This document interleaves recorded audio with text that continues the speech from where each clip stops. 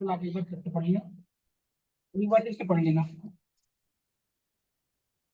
क्यों ऐसा लग रहा है? पाइथन पढ़े आपने? पाइथन में कुछ नई चीजें मिल रही है? वही चीजें मिल रही है? नई नई चीज मिल रही है?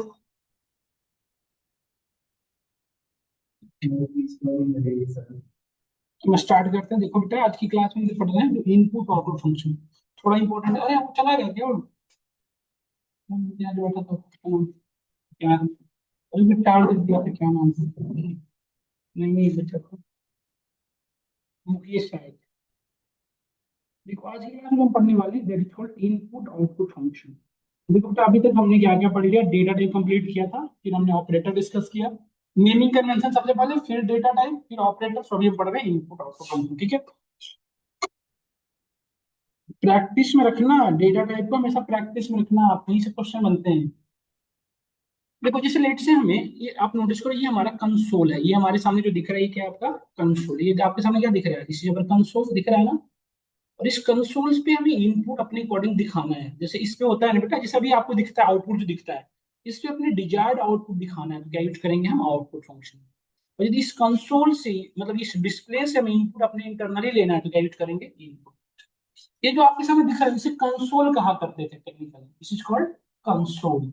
अब इसको जो डेस्कटॉप कर रहे हैं, दिस इज कॉल्ड कंसोल। तो कंसोल से इनपुट लेना, that is called C in, console इन।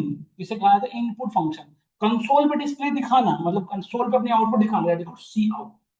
तुम दो चीज यूज करेंगे, इनपुट आउटपुट फंक्शन। यूजर से इनपुट लेना है, मतलब कंसोल से इनपुट अपने इनपुट पे लेना है, यूज करेंगे इनपुट फंक्शन। और आउटपुट दिखाने के लिए यूज करेंगे पाइथन में आउटपुट। पाइथन में यूजर से इनपुट लेने के लिए इनपुट डायरेक्टली यूज होता है, और आउटपुट दिखाने के लिए प्रिंटिंग। हम समझ पा रहे हैं बिल्कुल? आ गए ना? तो 2 दिन बाद लेकिन आज कहाँ रह गए? कल ऑनलाइन थे? ठीक है। कल मैंने कितनी बार कहा राघव राघव, बोले नहीं? मैं बोल रहा था राघव कि राघव आए नहीं। आप सुने नहीं कि मैं बोला नहीं? सुन थे ना? कल कई बार मैंने कहा कि राघव नहीं आए, राघव, जबकि आरिफ जेलस भी फील कर रहा था। कह रहा था आरिफ, फिर राघव कह रहा था ना कि बेटा ये बात फिर कह रहा था, जबकि धैर्य तुम्हारा दोस्त कह भी रहा था कि राघव नहीं आए। बोले थे। देखो आप सब लोग, ये पढ़ रहे हैं हम इनपुट आउटपुट फंक्शन पढ़ रहे हैं, इनपुट फंक्शन, और हम पढ़ रहे हैं दूसरा बेटा आउटपुट फंक्शन, है ना।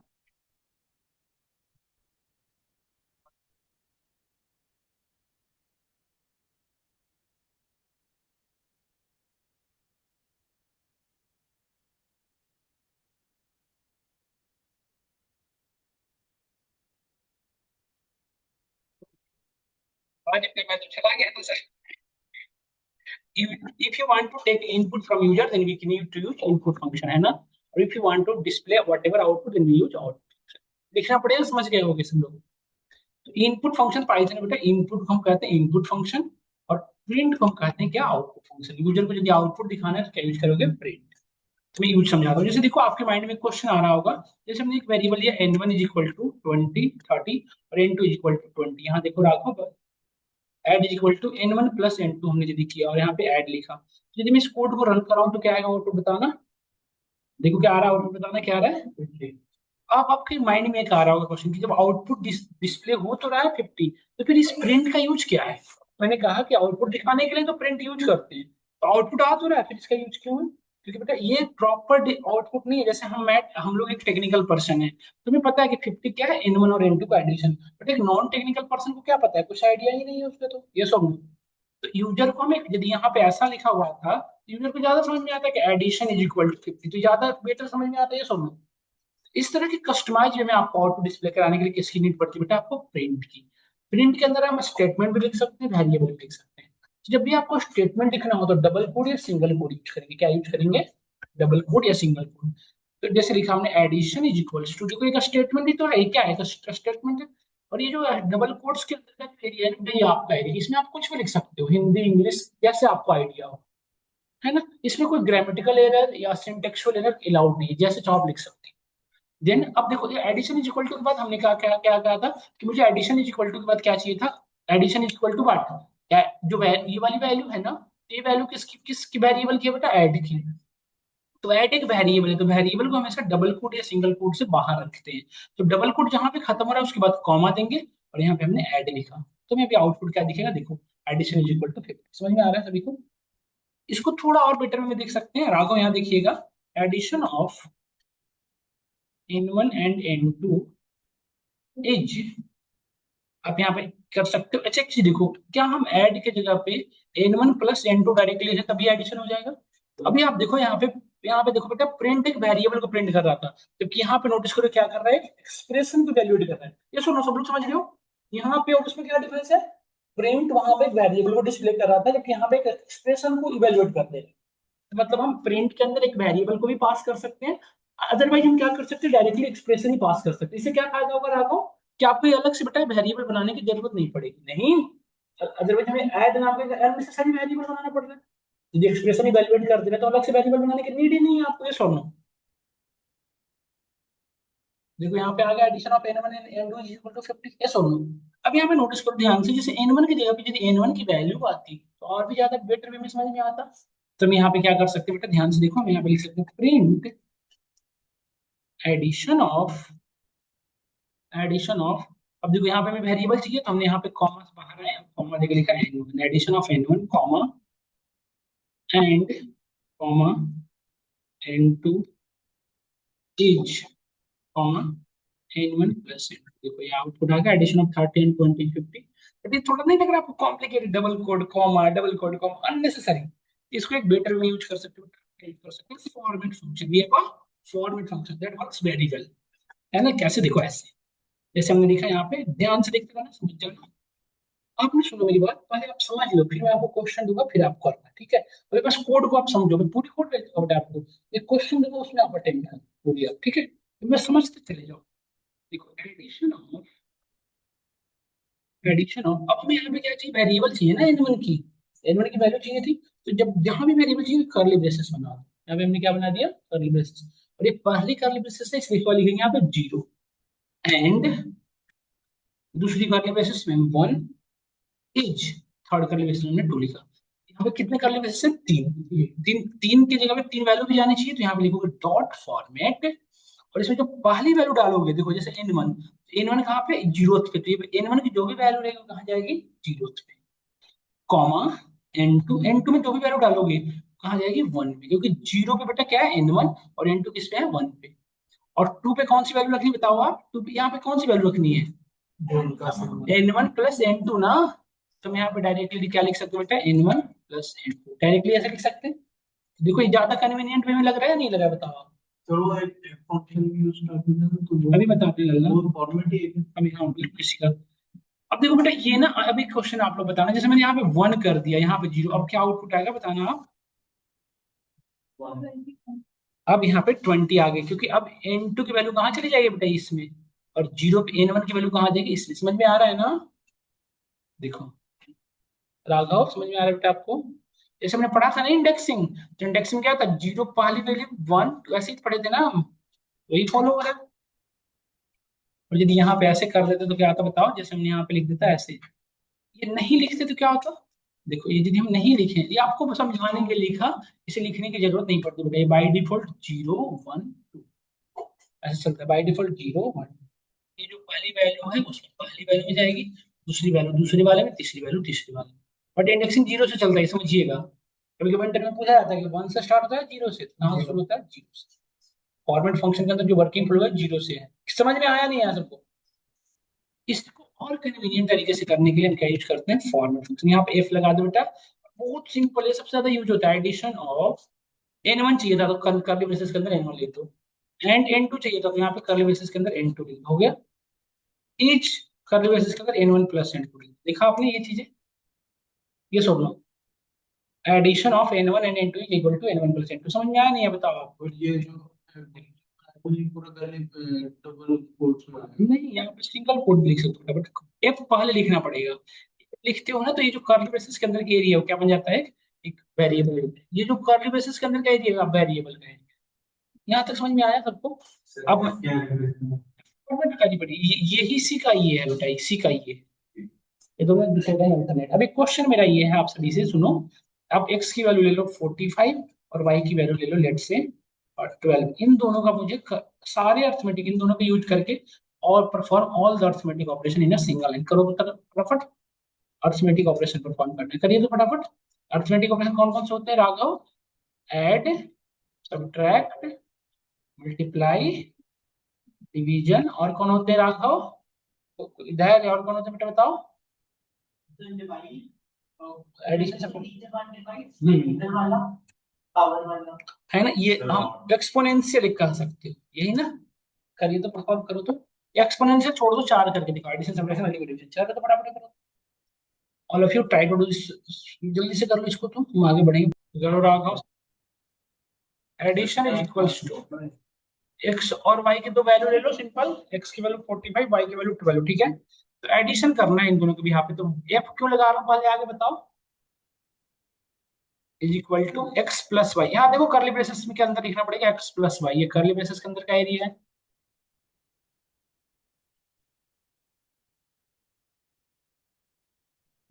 एक कर लो, एक्स माइनस वाई। मल्टीप्लिकेशन के लिए क्या करेंगे बताओ अनुपम? तेरे कौन कॉमा क्यों दोगे, दे सकते हो चाहो तो। एक्स इंटू वाई हो गया। डिवीजन के लिए यही लिख रहे हो ना सब में?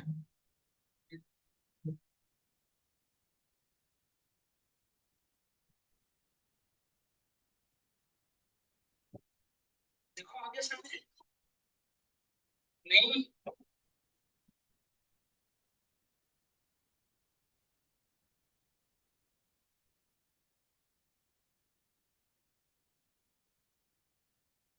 अब देखो बेटा, यहाँ पे एक प्रॉब्लम देख रहे हो आप, डेसिमल के बाद कितने डिजिट्स हैं?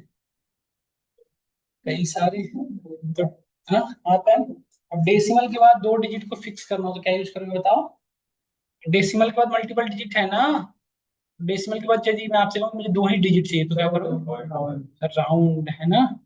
यहाँ पे क्या यूज करोगे? राउंड। राउंड, ये तो फिर सिर्फ इंटीजर रह जाएगा ना। यदि कर दोगे तो सिर्फ डेसिमल के बाद टू डिजिट को पिक करेगा, देख रहे हो ना आप। यदि तीन डिजिट चाहिए तो क्या लिखते हैं आप बेटा? तीन। यदि वन डिजिट चाहिए तो वन, जो डिजिट लिखोगे आ गया। अब नोटिस करो, अब मैं इससे कहूँ आपसे कि एडिशन के न्यू लाइन में सब्ट्रैक्शन, उसके न्यू लाइन में मल्टीप्लिकेशन, उसके न्यू लाइन में डिवीजन, तो क्या करोगे आप? सुने आप राघव, जैसे इसके आगे के जितने भी चीजें, तो इसके आगे क्या करोगे? स्लैश से। स्लैश लगाए थे। स्लैश जहां लगाओगे वहां से न्यू लाइन जनरेट हो जाएगा, समझ में आया? इसलिए देखो हमने यहाँ पे स्लैश लगाया, तो स्लैश के बाद न्यू लाइन। अब मुझे सब्ट्रैक्शन के बाद न्यू लाइन चाहिए था, तो सब्ट्रैक्शन के बाद ही स्लैश लगा दिया, देखो ये न्यू लाइन में आ गया। अब मुझे मल्टीप्लिकेशन के बाद भी न्यू लाइन चाहिए था, तो मैंने स्लैश लगा दिया, देखो ये भी नीचे आ गया। देख रहे हो, अलग अलग लाइन में स्लैश जहां भी मिलता है ना वहां से न्यू लाइन जनरेट कर देता है। तो यहाँ पे आया था कंट्रोल, तो फिर ये न्यू लाइन है, यहाँ से न्यू लाइन यहाँ पे, यहाँ की न्यू लाइन यहाँ पे, है ना। तो इस तरह से हमारा प्रिंट का वर्किंग समझ में आया आपको?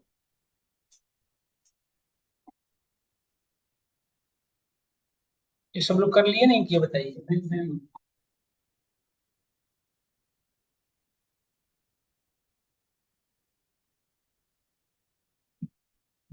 बेटा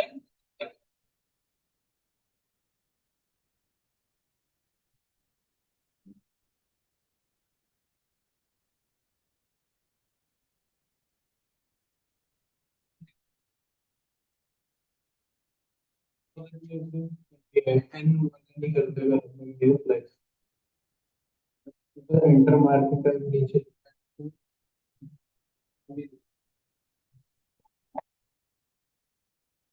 लेट से ऐसा वाला होता तो कैसे करते बताओ?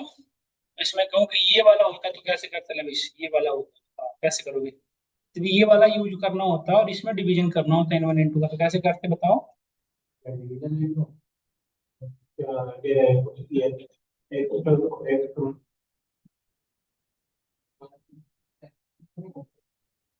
एक्स वाई में दिखाना है ना करके। अब जैसे डिवीजन ये नहीं, मैं ये समझाना चाह रहा हूँ, इसको तो आपने इस तरह से कंट्रोल किया डेसिमल के बाद के डिजिट को, इस वाले फॉर्मेट में कैसे कंट्रोल करोगे डिवीजन डेसिमल के बाद वाले वैल्यू को, मैं समझाना चाह रहा हूँ। यहाँ पे यूज कर सकते हो, देखो एक तरीका है बेटा, क्लोन पॉइंट टू लिखोगे तो टू डिजिट आएगा, यहाँ पे थ्री लिखोगे तो थ्री डिजिट आएगा, वन लिखोगे तो वन डिजिट आएगा, देख रहे हो ना ये।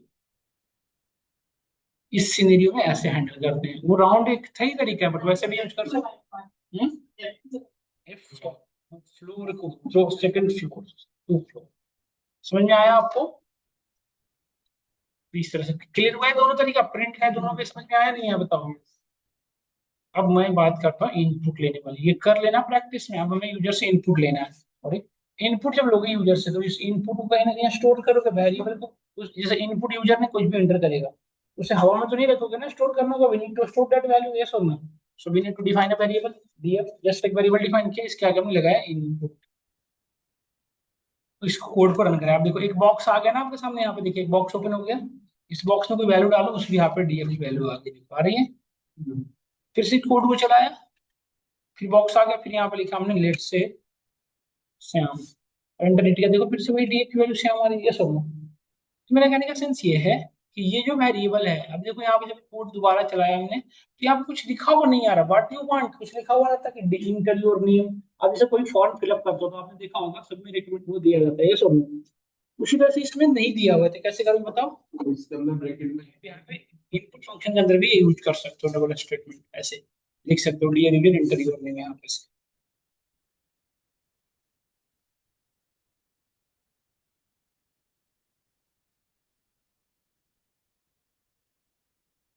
डियर यूजर इंटर योर, समझ में आया? ये पे इनपुट करेगा, देखो आप ध्यान से डीएफ की वैल्यू देखो दिखा रहे हैं, यूजर ने यहाँ पे enter किया, लेट्स से। तो देखो ये जो मैसेज है ये सिर्फ आपको व्यू हो रहा है, स्टोर क्या होगा बेटा डीएफ के अंदर बताओ? मोहन। समझ में आ रहा है ना? डीएफ के अंदर सिर्फ स्टोर क्या हो रहा है? मोहन। देखो हो रहा है डीएफ के अंदर मोहन प्रिंट हो रहा है। अब लेट से हमने यहाँ पे कहा कि dear user enter your age, user यहाँ पे जो भी इंटर करेगा उसका एज इंटर करेगा अपना, है ना? लेट से हमने यहाँ पे इंटर किया 55। अब देखो डीएफ की वैल्यू क्या आ रही है, जो भी आपने इंटर किया वो आ रहा है। जैसे लेट से हमने यहाँ पे इंटर किया 65, लेट्स देखो डीएफ की वैल्यू क्या होगा बताओ? 6। तो यदि मैं आपसे क्वेश्चन पूछूं, ध्यान से सुनना मेरी बात को, यदि मैं आपसे क्वेश्चन करूं, ये जो वैल्यू आ रही है किसमें आ रही है बताइए, किस वैल्यू किसमें आ रही है बताइए? स्ट्रिंग में।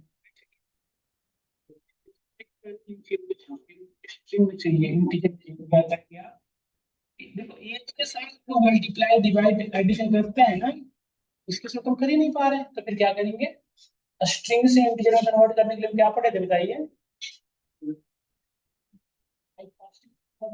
अगर टाइप कास्टिंग, तो इसकी डेटा टाइप बदल सकते हैं, कैसे बदल सकते हैं? देखो ऐसे कर सकते हो, DF is equal to int of DF, हो गया ना बेटा? यहाँ पे डीएफ देखो इंटीजर में बन गया।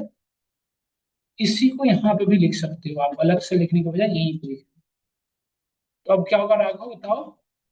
अब यूजर जो इनपुट करेगा वो पहले स्ट्रिंग में होगा, और वो स्ट्रिंग फिर किस में कन्वर्ट हो जाएगा? देखो फिर हमें डीएफ के अंदर शो होगा। तो डीएफ के अंदर वैल्यू क्या रहेगी बताओ? डीएफ के अंदर वैल्यू क्या रहेगी? जो वैल्यू डालेगा उसका इंटीजर वैल्यू, है ना? देखो डीएफ की वैल्यू क्या आ रही है बेटा? इंटीजर। देख रहे हो ना आप? ये अलग से टाइप कास्टिंग करने की जरूरत नहीं है। डन, यहाँ तक समझ में आ गया? बट एक चीज देखो, जैसे मैं आपसे क्वेश्चन करूं, ध्यान से देखो, जैसे मुझे अर्थमेटिक ऑपरेशन परफॉर्म करना होता है, लेट से तुमने यहाँ पे एक n1 और एक n2 वेरिएबल लिया, n1 कॉमा n2, यहाँ पे लिखा यूजर को, दिया user inter first number, user एक फर्स्ट नंबर इंटर किया, फिर एक दूसरा वेरिएबल लिया हमने।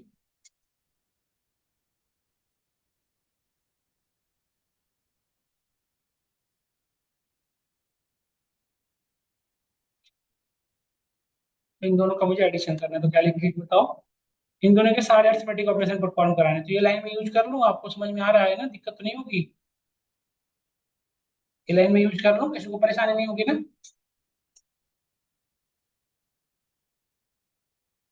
देखो यहाँ पे हमने वेरिएबल का नाम केवल एक्स और वाई कर दिया, तो एक्स की जो वैल्यू होगी उस पे एक्स की, एक्स के अंदर जो साइन होगा उसकी भी यहाँ पे एक्स और वाई एडिशन होगा, है ना?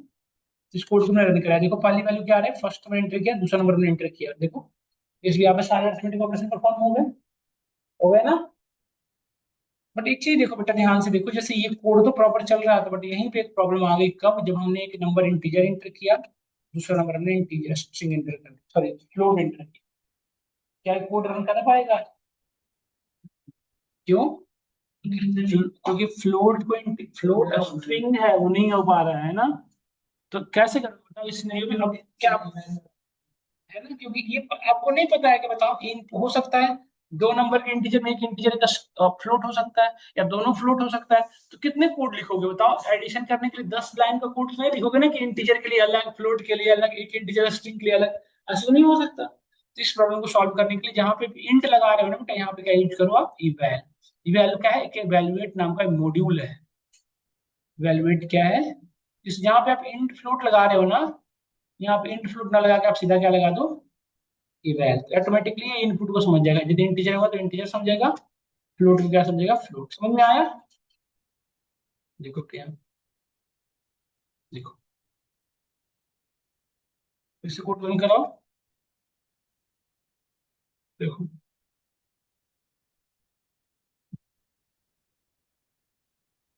देखो ये इवैल्यूएट एक एक्सप्रेशन को इवैल्यूएट करने की एबिलिटी रखता है। देखो, देखो तो हम इंट फ्लोट की जगह पे क्या यूज किया करें हमेशा? इंट फ्लोट की जगह पे क्या यूज किया करें? वैल के अंदर नहीं जाएगा ना बेटा, स्ट्रिंग के फॉर्मेट नहीं जाएगा। देखो वैल के अंदर हमने एक्सप्रेशन डाला, ये भी कैसे डाला? डबल कोट्स के अंदर। और इनपुट वैल्यू क्या देता है? स्ट्रिंग ही तो देता है। और स्ट्रिंग हमेशा ही वैल के अंदर जो भी दोगे क्या दोगे? स्ट्रिंग के फॉर्मेट। डबल कोट का मतलब स्ट्रिंग दूंगा। इसी वैल के अंदर जो भी लिखोगे वो भी डबल बस जाएगा स्ट्रिंग के फॉर्मेट। समझ में आ रहा है? और यदि लेट्स अगर स्ट्रिंग ही इनपुट करना है तो क्या लगाओगे? बट वैल के अंदर यदि स्ट्रिंग लगाना है तो आपको डबल कोट्स में वैल्यू लगाना पड़ेगी। क्या समझ में आया आपको? मैं चाहती हूँ इसको थोड़ा सा और मॉडिफाई करता हूँ, आगे बढ़ते हैं।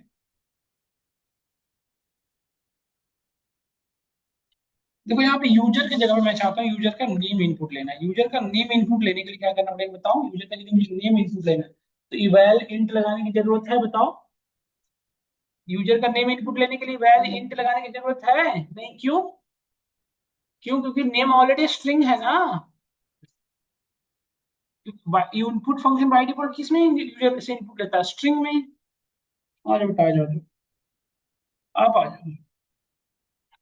एक मिनट तो मैं अभी भेज दे रहा हूँ आपको, अभी मैसेज कर दूँ मैं।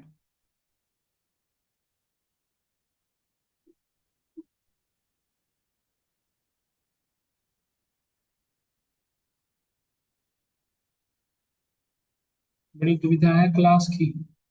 क्लास पाइथन हम सब पढ़ा रहे हैं, 5-6 डिपार्टमेंट है। प्रोजेक्ट के लिए बड़ा मामला है।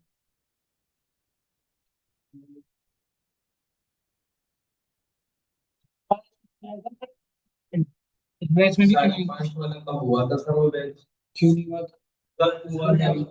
उसमें कब हुआ था ये? हाँ, उसके बाद यही तो बैच हमारी आई है पाइथन की। उसके बाद हमारी पिछले मंथ कोई बैच नहीं थी पाइथन की। उस टाइम चला गया। हाँ वही गया, प्रोजेक्ट जब शुरू हुआ तभी है। प्रोजेक्ट के टाइम भी कर रहे हैं।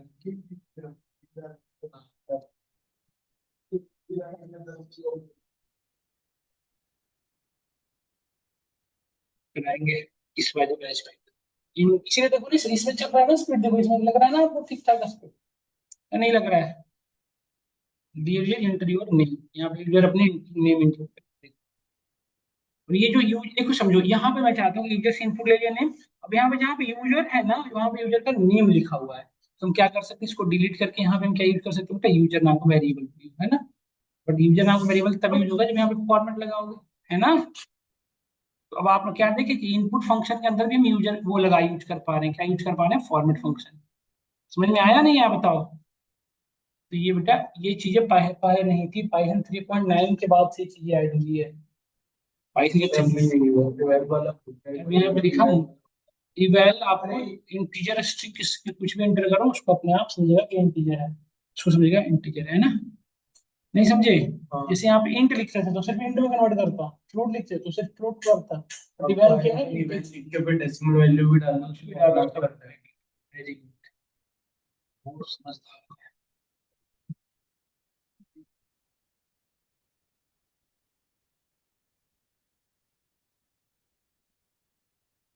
कैसे find.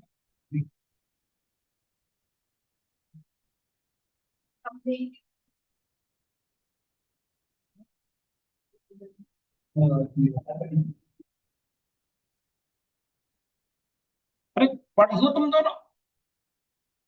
Sign language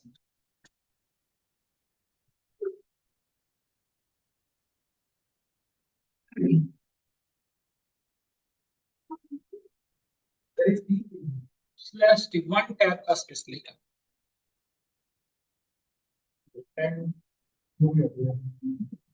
slash T से क्या होता है बेटा, वन टैब का स्पेस। देखो ये आ रहा है ना वन टैब का स्पेस से। Find the following out. अच्छा एक चीज और बताऊं डियर कुणाल, फाइंड एक चीज और कर सकते हो बेटा, यहाँ पे देखो स्लैश एन लगाया तो न्यू लाइन में आ गए, स्लैश टी लगाया तो वहीं से वन टैब में आ गए ना। तो यहाँ पे आप लिख सकते हो थैंक्स एंड रिगार्ड्स। और यहाँ बेटा इमोजी लगा सकते हो विंडो डॉट करके। देखो इतने तरह की इमोजी में से कोई एक सिलेक्ट कर सकते हो। जितने तरह की इमोजी है ये सारे इमोजी यूज हो सकते हैं जितने दिख रहे हैं। ये वाला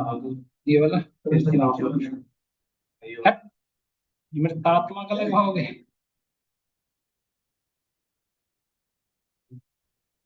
नहीं ठीक है।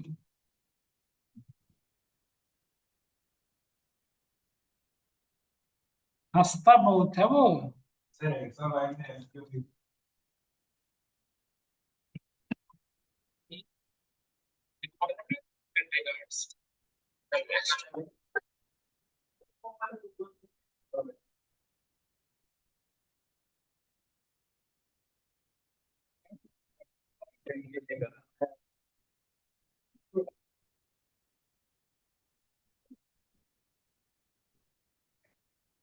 बताओ इसमें ये यूजर प्रिंट करवाना था, यूजर का नेम चाहिए था। और यूजर एक वेरिएबल है, जब वेरिएबल की वैल्यू चाहिए तो एफ लगाना पड़ेगा ना बेटा, ये और नो। इस तरह से ये पूरी तरह से आपको आज की क्लास में क्लियर किया मैंने आज, है ना। बुक करता हूँ, कोई डाउट नहीं होगा है तो बताओ आप लोग। राघव, देखो भैया Raghav find the following out, addition is equal to 88। आ रहा है राघव समझ में? कर लोगे राघव आप सारे काम? क्या आप सभी को समझ में आया इसीलिए?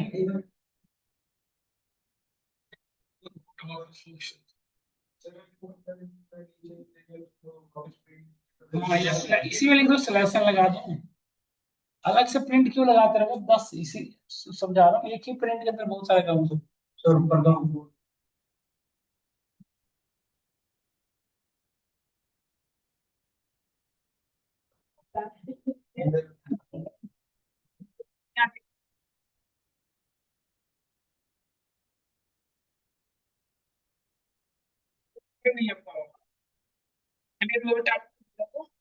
ये वो हमारा इनपुट आउटपुट फंक्शन था। श्वेता तो ये था हमारा इनपुट आउटपुट फंक्शन। अब हम आगे पढ़ेंगे कंट्रोल स्टेटमेंट, जहाँ पे हम पढ़ेंगे वर्किंग। हम ऊपर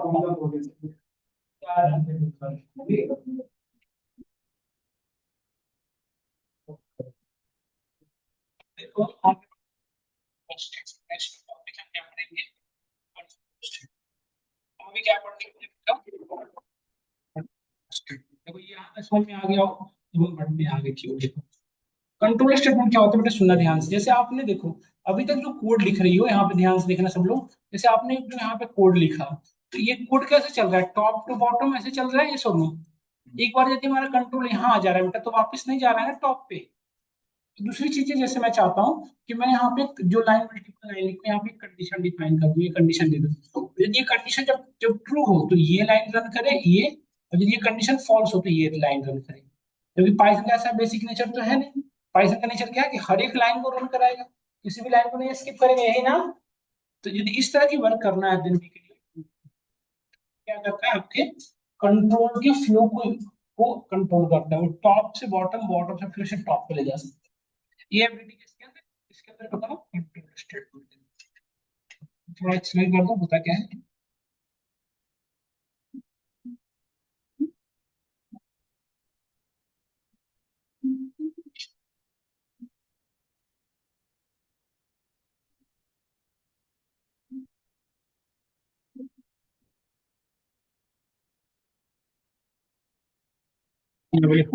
That help us the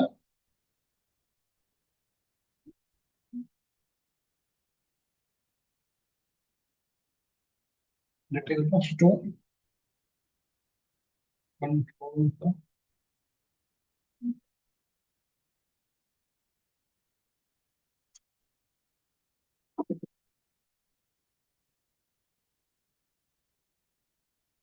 flow of execution. जैसे पहला जो होता है that is called conditional statement.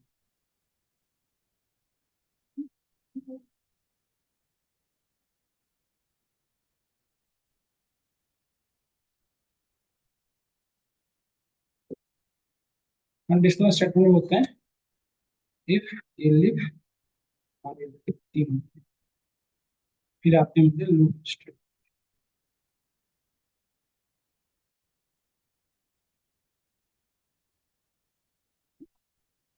तो इसमें होता है कुछ वर्ड्स जो मैं लिखवा देता हूँ, इटरेबल,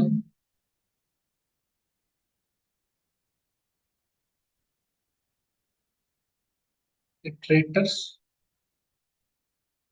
इटरेबल के बाद नॉन इटरेबल भी होता है।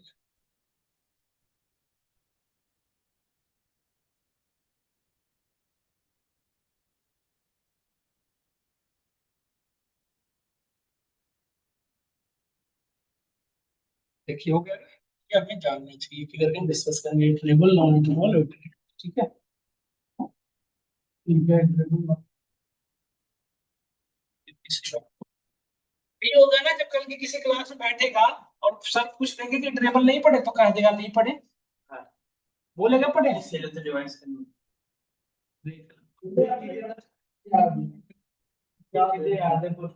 इटरेबल जो देखो इटरेटर्स किसे कहते हैं पढ़ेंगे। इटरेट मतलब रिपीटेशन है ना, इटरेशन मतलब क्या होता है रिपीटेशन। तो इटरेशन को कहेंगे, रिपीटेशन जो हिंदी में इंग्लिश में करते हो आप उसी को कहते हैं इटरेशन। इटरेशन कैसे होगा, इटरेटर्स चलता रहेगा। इटरेशन कौन करवाएगा, इटरेटर्स। तो लूप एक तरह का क्या हुआ, वो जो अपन लूप बनाते हैं तो हाँ। और जिसमें लूप चल सके वो क्या हुआ, इटरेबल। जिसको इटरेट करा सको क्या हुआ, इटरेबल। जिसको ना करा सको दैट इज कॉल्ड नॉन। नहीं इतनी सी तो बात है, ध्यान रखिए।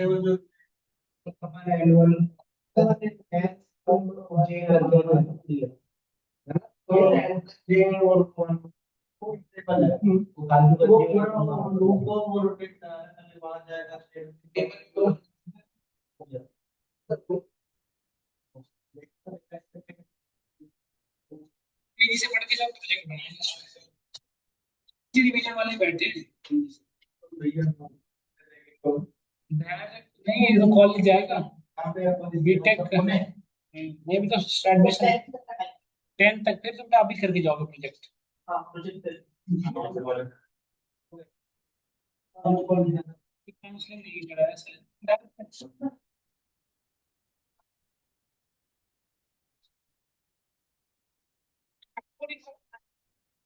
कॉलेज कौन सा सिलेक्ट किया, कॉलेज सिलेक्ट किया कोई कॉलेज।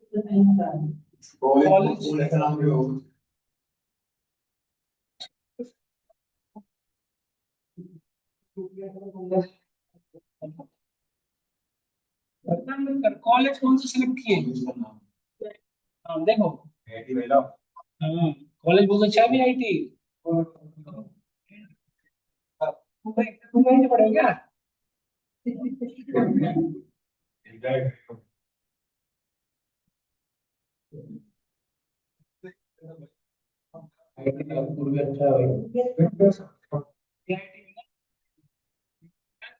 रांची वाला भी सही है, पीआईटी तीसरा।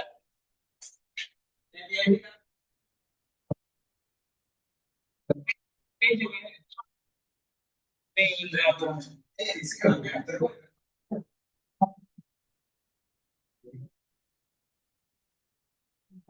अच्छा मार्क्स साइज का।